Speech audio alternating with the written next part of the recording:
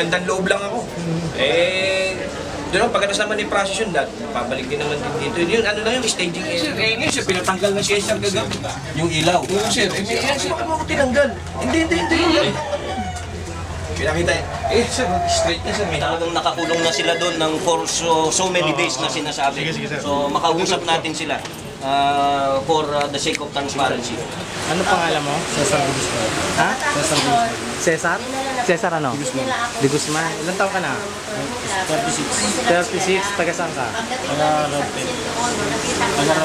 Route 10. Road 10. Kailan ka nahuli? Linggo po. Linggo, ano huli mo? Ano huli mo? Droga? Ano ka? Wala nang mabibigay sa amin.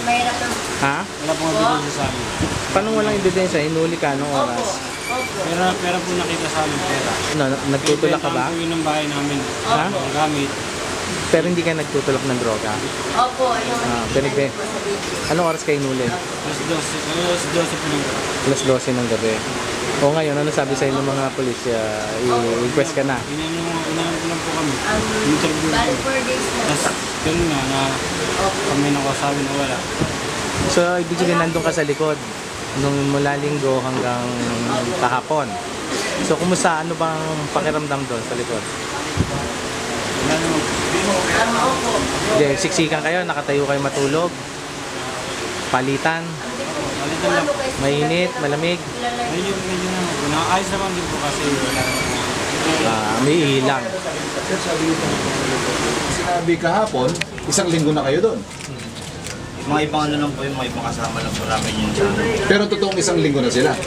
Hindi po. Sabay lang po kami nakulong sa, nahuli sa one-time victim. Pagkasyon po. Kakilala niyo yung mga ibang nagsasabi. O yung sinasabing kinuryente daw at binugbog. May kinuryente ba? May binugbog ba? Ayun po, hindi ko alam pero hindi po kasi nangyari sa akin yun.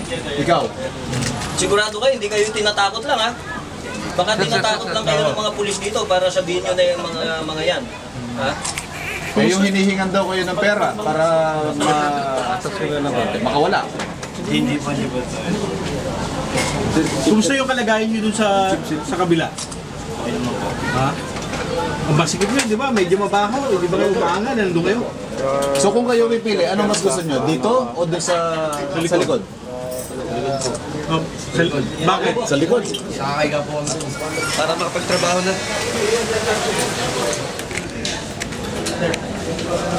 Kami nakapagya.